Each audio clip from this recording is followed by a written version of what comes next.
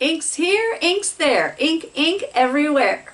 Hi, I'm Melody. Welcome to my channel, Making Melody Crafts, and welcome back to our alphabet series. I'm so glad you're here. So hit that subscribe button and we'll get started.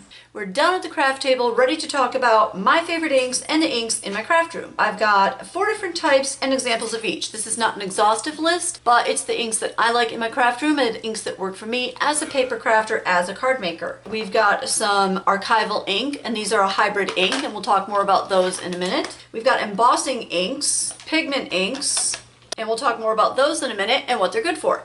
And then we've got dye inks. So I'm going to show you an example of each and then let you know how it performs in the craft room, how it performs for a paper crafter. So first we're going to start with our dye inks. One of the differences in a dye ink is the type of ink pad that the ink is in. This ink pad is full of ink, but it is not very squishy. You can't really push it down that much. That's one of the indicators of a dye ink pad.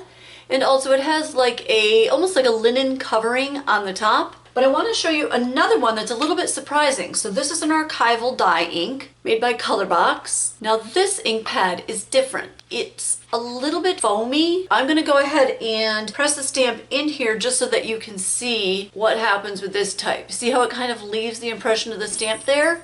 So it's a little bit different. It's a different type of ink pad, but still for a dye ink. All right, now let's see a sample of what this looks like when it's stamped out. Dye ink gives you a very crisp image and it dries really quickly. Sometimes something drying quickly is good and sometimes it's not, and I'll let you know about that in just a bit. Now for a pigment ink. This is a Colorbox type of ink pad again. They are great. The ink lasts and lasts. I've had some of these, the Colorbox pinwheels. I've had some of those for 20 and 30 years and they still have ink, but it's just not my favorite for different reasons. So here's the pigment ink pad and you can see how much squishier that is, and I'll show you in another one. It's really easy to press it down. The other ones aren't like that. And a pigment ink is slower to dry, but that's great in certain situations in the craft room. Sometimes you actually want that. Now you're going to notice I am pressing this rubber stamp down and it doesn't have any foam. I don't have any padding underneath. This is just a piece of Georgia Pacific cardstock. Normally, if you're going to do that, if you're going to use a rubber stamp, you want to have something squishy underneath so the stamp kind of has something to push into. You're just going to get a better image. And don't mind my fingers. We're going to get inky and I'm going to get messy by the end of this. So that's what we've got there with the pigment ink. Can you just see how the image isn't quite as crisp, it isn't quite as clear as the other one? So here's another type of pigment ink pad. This is made by Hampton Art, and it is just a white pigment ink pad. Very squishy, and it almost has a sticky feeling, the pigment inks. Oh my gosh, it's everywhere. Oh my gosh. Okay, I've just got a whole box of baby wipes right next to me because, oh my gosh. Okay, all right. Well, this is just how it's gonna be.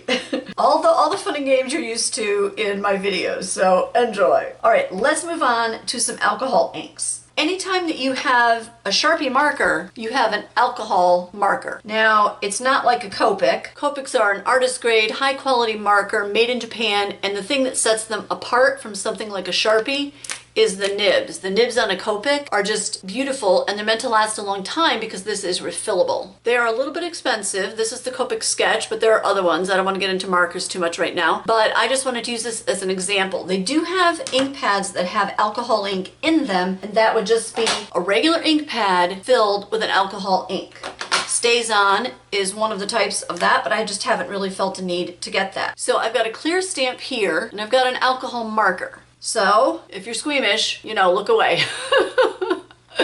But we're just going to color this. If you've been crafting for a while, you might be familiar and you might remember the Marvy markers from back in the day, right? Those were fun, but those are a watercolor marker, or I should say a water-based marker. Let's go ahead and get that down on here. And you don't really need anything underneath one of these stamps when you stamp them.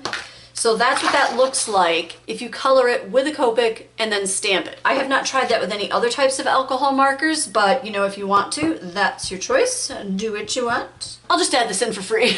You're gonna want to clean that a little bit, right, and get some of that off of there, especially if you're gonna put that stamp now in a different type of ink pad, in pigment ink or dye ink, which are both water-based, and this is not, obviously, they're alcohol-based. So now your hybrid inks. These are fun because there's different things that you can do with them. However, sometimes there are limitations with that kind of thing. This is a dye ink, but it's oil-based, and both of these are made by Ranger. They're pretty cool, they work great, the impressions come out well, and they stamp really well. The ink pad behaves like a dye ink pad because it is, but then it's oil based. So a water cleanup, no, not really. When I want to clean up that, I do use a little bit of hand sanitizer. That works great. Or if you had it, a little bit of rubbing alcohol would work as well. And this one is just a 4-in-1. So, but it's the same thing. They're a hybrid type ink. I have not tried embossing with these, but I don't think that you can because it dries quickly. So when you want to emboss something, you need it to stay wet longer in order to grab the embossing powder. So let's go ahead and stamp this out so you can get a feel for that and you can see what that's like. And I'm trying to use the same stamp. The reason why I didn't use this stamp with the alcohol marker to show you that is because I'm not sure how that would work out with a rubber stamp, if that would absorb in there and then I wouldn't be able to get it out of there.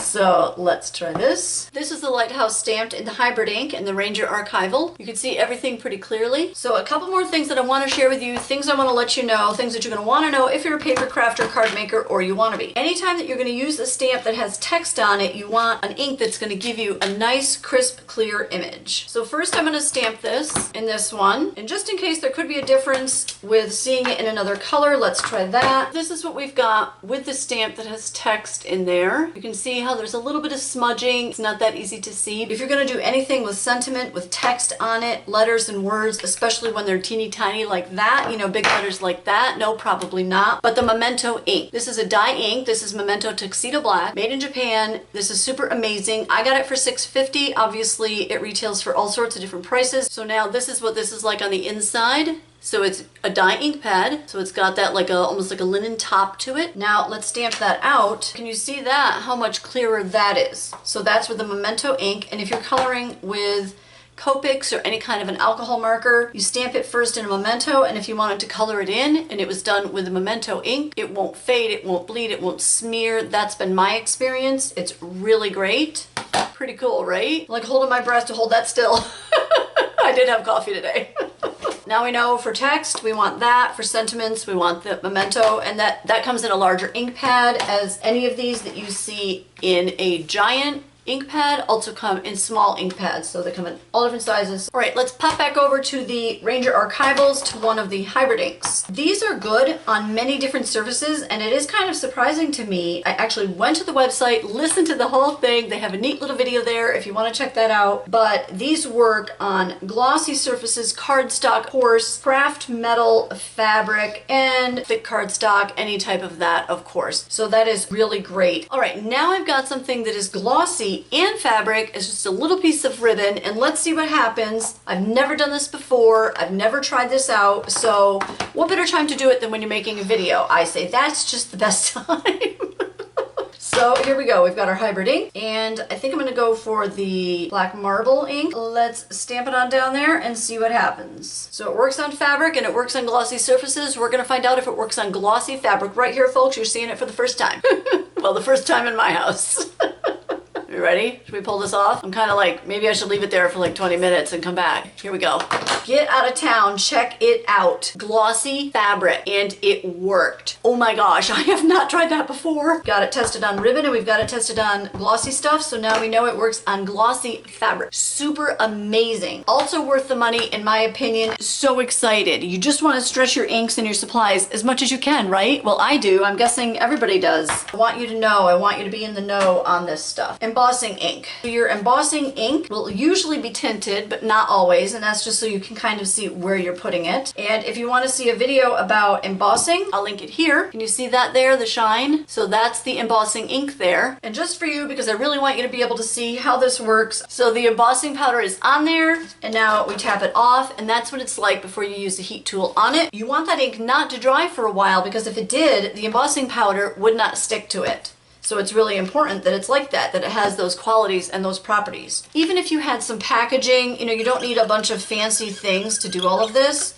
So I'm just coloring that with an alcohol marker, and then quickly, because you know how fast that dries, right? When you write with a Sharpie, it's like dry like that, which is great. Okay, that already dried a little bit, but you can see that you'd be able to do that somewhat. I wanted to show you what that image looked like embossed. So there's that little acorn stamp, and I went ahead and just heated up that embossing powder. So pretty neat. One thing that I didn't show you that I really did want to show you is these Marvy markers. So this is just like a watercolor marker, the same as a Crayola marker. They're a watercolor marker. So this is a higher quality, and these are made in Japan. These are really popular years ago. They're not as popular now. So the nice thing about these types of markers is it's slow to dry. So you have a little bit of time. When you color one thing, you can go back in with another marker, color something else, and the first thing is still going to be wet. So now let's mix it up. I used some of the Marvy markers. Now I'm just coloring these birds blue just for the sake of time. And everything there is still wet, and that's probably been a good 30 seconds. If that was a permanent ink, that would have already dried. Call it a pigment because it dries slowly and it's water-based. So that's the image that you get, coloring a rubber stamp with watercolor markers. Whether they're Crayolas or Marvy watercolor markers, these are the kind of results that you can get. And if you had some fun or learned something, why not subscribe? It's free. And maybe hit that like button while you're at it. Share on your social media if you feel so inclined. You never know who might like crafty videos. Just share it on your social media and see what happens. I appreciate you watching, and I'll catch you later.